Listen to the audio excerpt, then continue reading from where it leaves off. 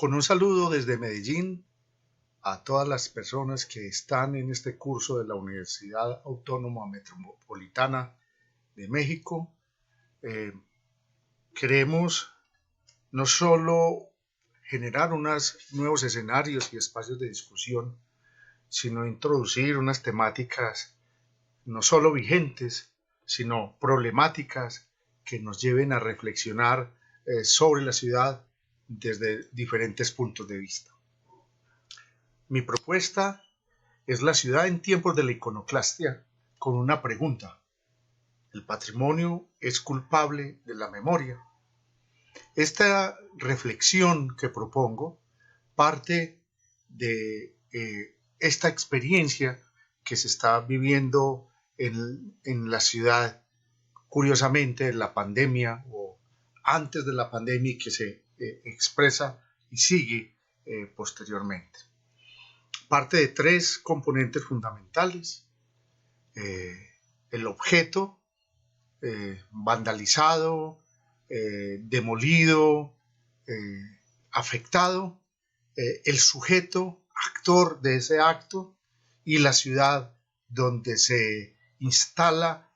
ese objeto y donde vive ese sujeto. He utilizado un epígrafe del investigador colombiano Carlos Granés, quien dice que las ciudades no se libran de la fricción que ejerce la historia sobre ellas. Y en este momento de enclaustramiento, pero también de movilizaciones, de conflictos, de tensiones, de disputas, el patrimonio y sobre todo los monumentos son escenario de esa disputa y de esas fricciones, donde hay un objeto intervenido como representación simbólica de unos actores a los que se les quiere llamar a un juicio histórico, o como llamamos alguno, un juicio simbólico,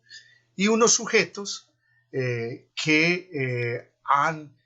tratado de demoler el estado de cosas, el statu quo, a partir de su desaparición, de su reemplazo o de su vandalización, o en general una iconoclastia. Un sujeto que Dennis Hollingsworth representa o recrea a partir de una obra de Francisco de Goya que se llamaba No sabe lo que hace. Un sujeto que a principios del siglo XIX es representado de manera ciega o más que ciega, con los ojos cerrados, y por lo cual representa ese pueblo sin razón, sin educación, que ataca esas figuras simbólicas, tal vez sin mayores elementos de juicio. La pregunta es si el sujeto histórico de principios del siglo XIX que representó Francisco de Goya es el mismo sujeto histórico de principios del siglo XXI y representa esa idea de una masa ciega, de unos individuos que de manera fanática atacan estos objetos. Todo el origen de la iconoclastia contemporánea o de los últimos tiempos tiene origen en el asesinato del afroamericano George Floyd en Minneapolis el 25 de mayo del 2020 y que establece o marca un hito de un movimiento denominado Las Vidas Negras Importan. No solo es un movimiento antirracista, antiesclavista, que tiene como una de sus formas de expresión, o que tuvo como una de sus formas de expresión, el ataque a estatuas representativas de figuras paradigmáticas, ya sea de generales confederados como el Kenesaw en Richmond, la estatua de William Carter Whigham, que fue quitada de su sitio, o las estatuas de otros generales confederados, pero que no es, digamos, ni siquiera el inicio, porque ya desde el 2017 en Charlottesville se había planteado que la estatua del general Robert Lee fuera desaparecida o fuera eliminada o fuera quitada de su pedestal. Hay allí pues un inicio sobre los generales confederados que fueron esclavizadores, que pelearon estas guerras civiles en el siglo XIX, pero que se fue extendiendo hacia otras figuras históricas como el propio Cristóbal Colón, que en el caso de Florida fue decapitada y en el caso de Boston fue vandalizada, y otros del mismo tenor fueron también afectadas. Pero este fenómeno iconoclasta pasa al otro lado del mar, y en Inglaterra figuras de comerciantes figuras históricas de comerciantes representadas en sus esculturas también fueron atacadas por estos movimientos, como en el caso de Edward Colston en Bristol, también el de Robert Milligan en el este de Londres el 9 de junio, que fueron no solo desplazadas de su pedestal, sino tiradas al río, en un caso el río Avon y en el otro caso en el Támesis. Fenómeno también que llegó a tocar una figura tan paradigmática del colonialismo como fue el rey belga Leopoldo II, que también fue atacada y debió ser quitada para entrar en un proceso de reinstalación. Pero la iconoclastia no es nueva, es una manifestación de un fenómeno de vieja data que tiene su origen en Bizancio, cuando en el primer momento algunos reyes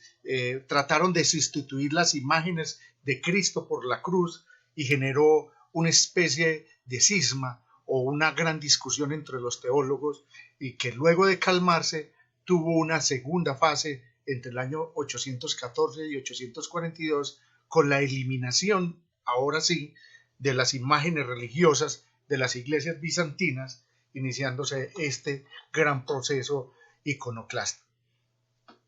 A través del tiempo, desde Bizancio hasta el presente,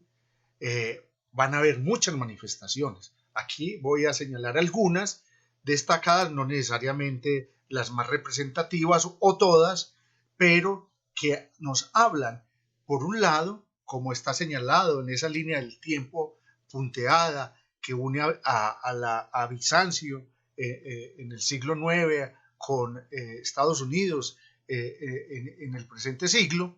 En la parte superior está esa iconoclastia religiosa que fue tan fuerte en Bizancio, aunque no necesariamente lo religioso está ausente de lo político, y a veces se hibrida, están imbricadas allí, pero que es más determinante en este caso lo religioso, como movimientos como el de Savonarola, este fraile dominico en Florencia, cuando en 1497 puso de moda las hogueras de las vanidades, donde se quemaron libros, obras de arte,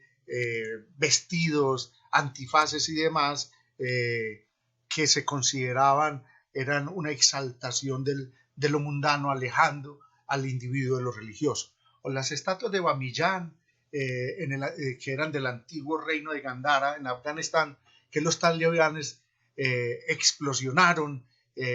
afectando, digamos, este gran patrimonio de la humanidad, basados en sus principios religiosos. Otro tanto, ISIS y el Estado Islámico para el caso de Siria, afectando desde iglesias ortodoxas hasta ciudades históricas como Palmira entre el 2014 y el 2016, que eran considerados o son considerados un patrimonio de la humanidad, y que desde esa visión teológica fueron atacadas. Pero en el otro lado, en el otro orden temporal, está lo político, y tenemos casos muy paradigmáticos como la Revolución Francesa, que desde la toma de la Bastilla y la demolición de la Bastilla para atacar, digamos, eso que afectaba tanto a la sociedad francesa y que era un símbolo del antiguo régimen, pero que después se transfirió a todo lo que tenía que ver con la aristocracia, con la misma iglesia, con unos actos de vandalización, de iconoclastia, que incluso posterior al régimen del terror fue lo que va a dar origen a esta idea del monumento nacional. Pero digamos que en este caso señalémoslo como un fenómeno iconoclasta muy significativo, igual que ocurrió con Alemania nazi, con el arte degenerado, donde no solo fueron en los museos, sino las esculturas del espacio público que no se consideraban dignos representantes de esa visión aria que encontraba en el neoclasicismo, en una tradición grecorromana, la máxima exaltación estética, y por lo cual todo arte era considerado por fuera que estuviera por fuera de estos cánones, considerado como un arte degenerado. Los países que estuvieron bajo la égida de Moscú, y que después de la caída del muro de Berlín, el propio muro de Berlín demolido, y que marca un hito en eso que llama Erich Hobsbawm el siglo corto, que para él termina en 1989, viene un proceso también iconoclástico para terminar o para eliminar todo este culto a la personalidad del mundo comunista. Por eso se habla de la descomunización, y llegando incluso al 2015 a leyes como la de Ucrania para eliminar cualquier elemento referencial al régimen comunista. Pues, no era nuevo tampoco, porque ya, como vemos en la figura, en Budapest en el 56, las grandes esculturas de Stalin también fueron sacadas de su sitio, y comenzó con un proceso de ataque simbólico o de justicia simbólica en contra del régimen comunista. Más recientemente está el caso de la España postfranquista, desde la ley de 1977, la ley de olvido, hasta la ley de memoria histórica del 2007, que en un régimen de transición que va marcando un proceso de sustitución de las esculturas ecuestres, los nombres de calle y demás que recordaban el régimen de Francisco Franco, pero que se ha intensificado posterior al 2007, y hoy es un campo de disputa muy fuerte en España, cruzado con otros fenómenos como la emergencia independentista catalana, que también alimenta, digamos, un nuevo relato, pero que en esa construcción del nuevo relato ataca las figuras simbólicas no solo del franquismo, sino de la República postfranquista. Y ahora, más inmediato, está el caso chileno, donde se emprende, digamos, el ataque a los símbolos no solo de la conquista, sino de la historia oficial e incluso del empresariado, que atacó las regiones habitadas por indígenas, sobre todo indígenas sobrevivientes, como en la Patagonia, pero que también afectaron otras poblaciones, incluso hoy extinguidas. Así, de esta manera, desde Punta Arenas, pasando por Antofagasta y otras ciudades chilenas, se decapitaron, se desplazaron aquellas figuras de conquista como Francisco de Aguirre o Pedro de Valdivia en el caso de Temuco, y en Punta Arenas de comerciantes que habían emprendido, comerciantes españoles, y que implicaron, por ejemplo, la extinción de los indígenas onas en la Patagonia. De esta manera, la iconoclastia afectó no solo a los conquistadores, el empresariado, sino, como he señalado, la historia y el relato oficial. De aquí viene la pregunta que he señalado, si el patrimonio es el responsable en términos estrictos de la memoria y que sea, digamos, proclive a el ataque de grupos o estos colectivos o estas hordas, entre comillas, que han afectado los monumentos.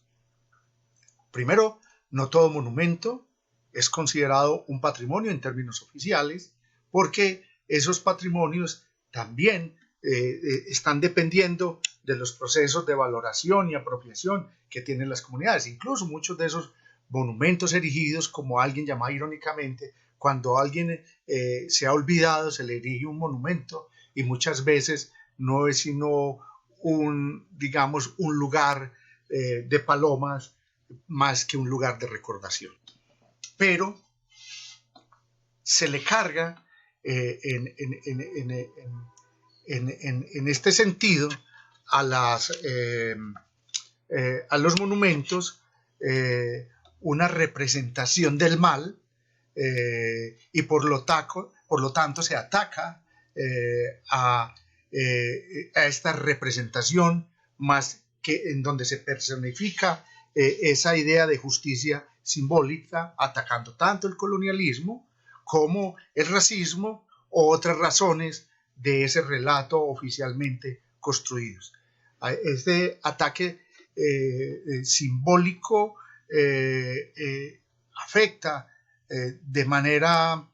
flagrante al monumento y al espacio público donde está instalado, pero dejando por fuera otros marcos explicativos, otras razones de explicación hacia la acción. En gran medida, esto está relacionado con lo que algunos autores llaman la rememoración que una explicación profunda por qué se ataca. Pero aparte de eso, hay en estos edificios y en estos monumentos unas superficies de inscripción de memoria que va más allá del hecho político y que incluso con el tiempo ha cambiado. Ella misma, en sí misma, es una obra de arte en donde un arquitecto, un artista han vertido una visión de su mundo desde unos lenguajes estéticos y sobre todo con la incorporación de una gran cantidad de elementos, de componentes simbólicos que no necesariamente tienen que mirarse desde el punto de vista de la figura o el personaje representado. Incluso hay algunos monumentos en su simbolismo que atacan per se al mismo representado. Pero también hay una serie de elementos de materialidad, de técnicas que nos hablan de los tiempos de las ejecuciones, es decir, hay un contexto de producción que nos habla de momentos, lenguajes, técnicas, materialidades, afín con una obra artística independiente de quien representa. Muchas veces estos objetos terminan por valer más como hecho histórico y artístico que como por la misma representación de algún personaje que muchas veces o la mayoría de las veces se desconoce. Pero aquí estamos planteando también un paso del monumento en el espacio público, diseñado en el espacio público, a un monumento recontextualizado y resignificado a lo museográfico. Cuando la escultura Leopoldo II es derrumbada en Bélgica, en Amberes, se restaura o se recoge para restaurar y no reinstalar en el espacio público, sino para museificar y resignificar y en ese caso recontextualizar. Yo creo que allí hay que mirar la complejidad del fenómeno que hemos mirado, que se ha planteado, en este tiempo, en un contexto de memoria e historia. Y esto es uno de los elementos más fundamentales que está en estos momentos en discusión. Lo que David Riep habla de que hay una sobrevaloración de la memoria y un menosprecio de la historia. La poca profundidad del análisis y sobre todo un problema mucho más grave que es la falta de marcos explicativos históricos entregado más al tema de la memoria, la simplificación de los conflictos sociales complejos para irnos por el lado de unas memorias que muchas veces establecen una débil relación con la obra primigenia y el contexto de producción. Entonces, la idea es cuál es la narrativa que se ataca, pero cuál es la narrativa también en donde se instala. Un autor como Kevin Lynch señalaba que todos estos procesos iconoclastas, por muy radicales que sean, quieren eliminar un componente histórico, pero para instalarse en otro momento histórico. Así, muchos de estas esculturas, monumentos, se plantea construir un nuevo relato. Y en el caso, por ejemplo, de Chile, se decía a un monumento instalar a Caupolicán, a la mujer